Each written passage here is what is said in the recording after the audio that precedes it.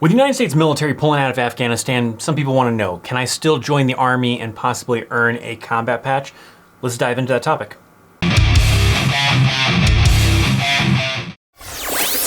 What's up, my friends? U.S. Army veteran Christopher Chaos, and today we're talking about the topic of could I still potentially earn a combat patch in the United States Army?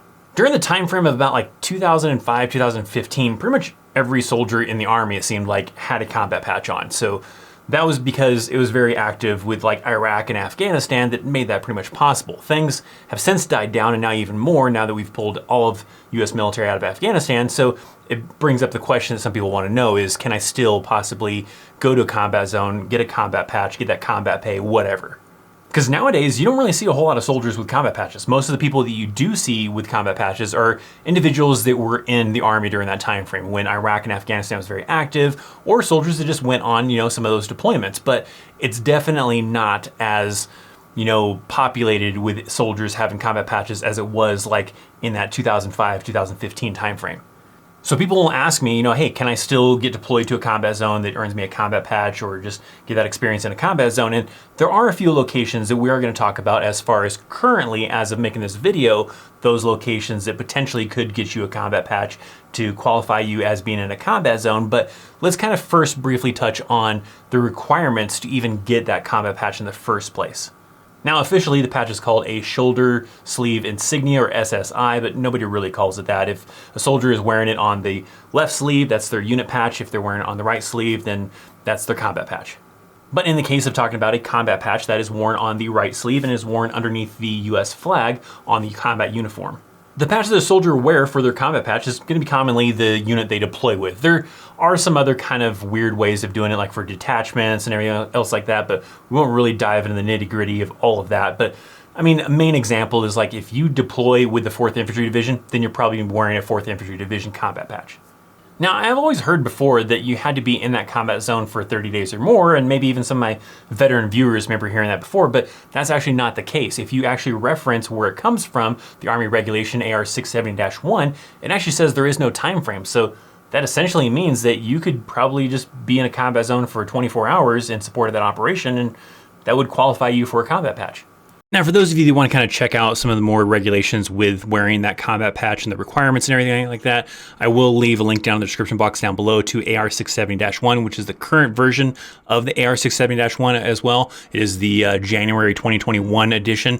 But if we come look at it, if you look on like page 43, you can actually see right here under paragraph 3, I mean, there's multiple paragraph 3s, but this particular paragraph 3 on page 43, soldiers of all Army components, regular Army, National Guard, all that stuff, reserves, who deployed during the periods of service designated for wear of the SSI, which is the combat patch, are authorized to wear the SSI. There is no time limit in theater requirements for authorization for the SSI. So that's where it kind of comes from to, if you're like, you always heard that it was 30 days. Well, AR 670-1 says different. I don't know where that originally came from, but I remember hearing that too. But according to AR 670-1, there is no time limit. There's no time requirement for you to be in theater, which means being in that combat zone to be aware of that combat patch.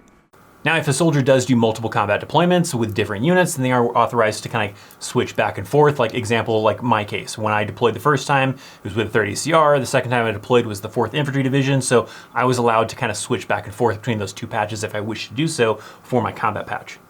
In my case, I usually just left with the 30 ACR one because that was the first unit I deployed with. So I just kind of left it that way, but I would have been allowed to, if I wanted to, switch between the 30 CR patch or the 4th Infantry Division patch. So now that we've kind of talked about some of the requirements to earn a combat patch or potentially get that combat patch, let's talk about some locations that currently, as I'm making this video, are considered combat zones that could qualify you to be able to get that combat patch. In this list here that I'm about to show you, just because it's on this list doesn't necessarily mean that you get to a combat patch, but these are areas that have been outlined by the Department of Defense as combat zones. And where this is coming from is actually from the IRS's website. The IRS kind of outlines what locations are recognized as combat zones via the Department of Defense for tax purposes, right? So this is kind of an easy list to kind of find information on. There's no real other good list to go find, what locations qualify for a combat patch, because a lot of it still comes down to like the unit. The unit has to authorize that this was a combat zone, this was an area that we were engaged in combat in or could be engaged in combat in, and give us the combat patch kind of a thing. So Going through this list gives you a little bit of an idea. I mean, you have things like the Sinai Peninsula, but that's probably mainly Navy, isn't that more over the ocean or something like that? But you have locations like that. You still have Afghanistan on there, even though there's no more U.S. military in that area. But it doesn't take it away from being a combat zone. So if something was to stir back up and you have to go back to Afghanistan, then that could do so as well.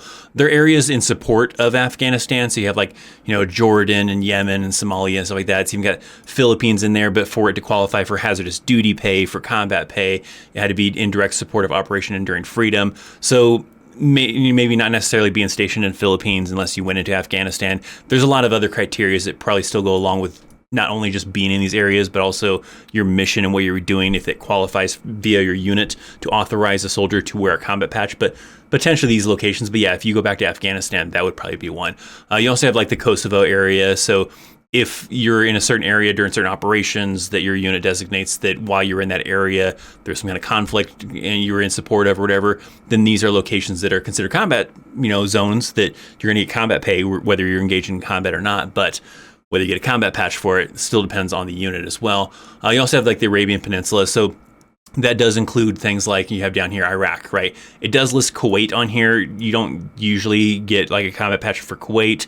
I've known people that will get deployed to Kuwait and then they'll go and they'll spend a day or a few hours or whatever doing an operation inside of Iraq, and then the unit authorizes them to wear a combat patch because they went into Iraq. So that's usually the thing. Usually just being in Kuwait isn't very hostile, but you do still get the hazardous duty pay. It varies as far as the location, as far as how much you get, I believe, but you will get that tax exemption to be able to, not have to pay taxes while you're in Kuwait still. But these are potential locations. So you can kind of use this guide as an idea of possible locations that you could possibly deploy to and maybe still earn a combat patch.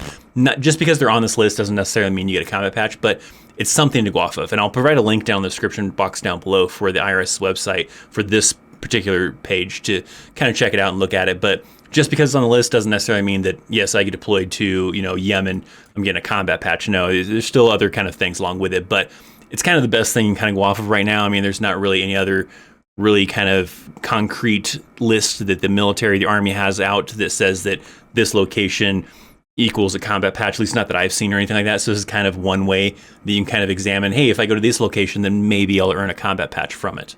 So along those lines, people are wondering, well, are there units still going to these locations that could potentially allow me to deploy to these locations to get a combat patch, to get combat pay and everything? Yes, not a whole lot. I mean, it's definitely died down from like I mentioned earlier, but there are still units going to some of these locations. One example of that is right here. It's public knowledge. It's not like OPSEC or anything like that. This is from 1st Stryker Brigade Combat Team's 4th Infantry Division's Facebook page to tell them that, yeah, that they're right now in the process of actually going to Iraq in support of some operations going on. So they're actually going for Combined Joint Task Force Operation Inherent Resolve, which is in Iraq. So they are currently in the process of sending soldiers over there. So this is only one Stryker Brigade that's going there. So it's not a ton of soldiers. It's not like the same as like when all of 4th Infantry Division goes to Iraq or wherever they're going to. It's only one Stryker Brigade. It's a lot of people, but not at the same large scale as a whole division type of thing. So that does make it to where, yeah, less people are deploying to these areas, but these individuals, yeah, they're deploying to a combat zone. They will be authorized to be able to get a combat patch. They're going to get combat pay and everything like that. So these individuals out of that Stryker Brigade out of Fort Carson from 4th Infantry Division, they're going to a combat zone, so they will be able to earn that combat patch by being in that zone. So while, yes, you could still deploy to those areas to earn a combat patch, those deployments are not super active like it was with Iraq War and Afghanistan War.